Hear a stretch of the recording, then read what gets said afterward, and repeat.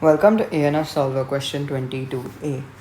These are the first four terms of the sequence. Write down the next term of the sequence. So your first step should be finding the common difference.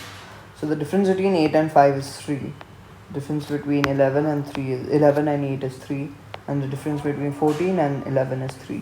So all you need to do is add 3 to the last term.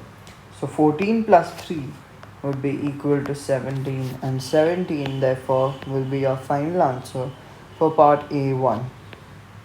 Now let's move on to part A2. Find an expression in terms of n for the nth term.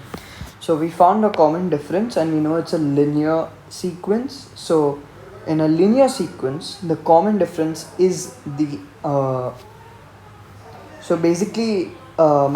in a linear sequence, you write your nth term in the form an plus b.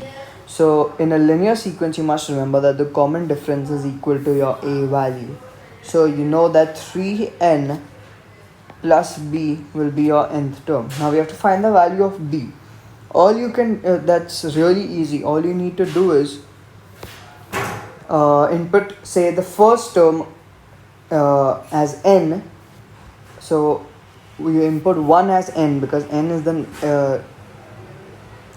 nth term. So like which term? So we are inputting the first term. So 3 into 1 would be 3. So basically what I'm doing is 3n plus b is equal to 5, and I'm substituting n with 1 because 5 is the first term. So what we get is 3 plus b is equal to 5. Therefore we get b is equal to 5 minus 3, which is 2, because when you move 3 to the other side, positive becomes negative. So we have b is equal to 2.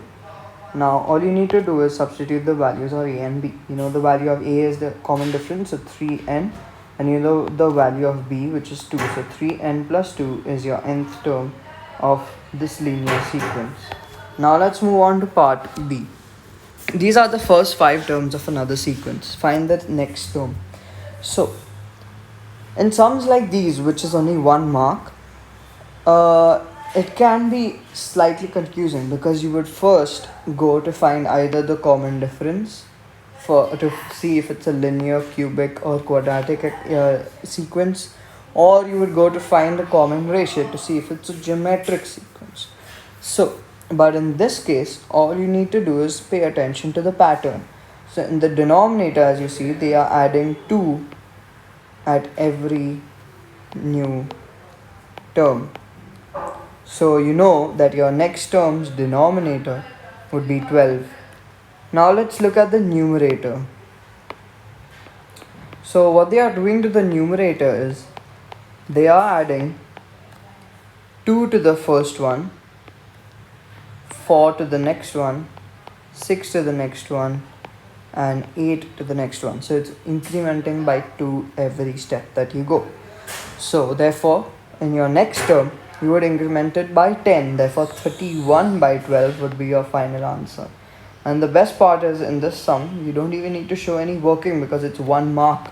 So you don't need to explain yourself as in how you got this answer. So this would be the final answer for part 22b.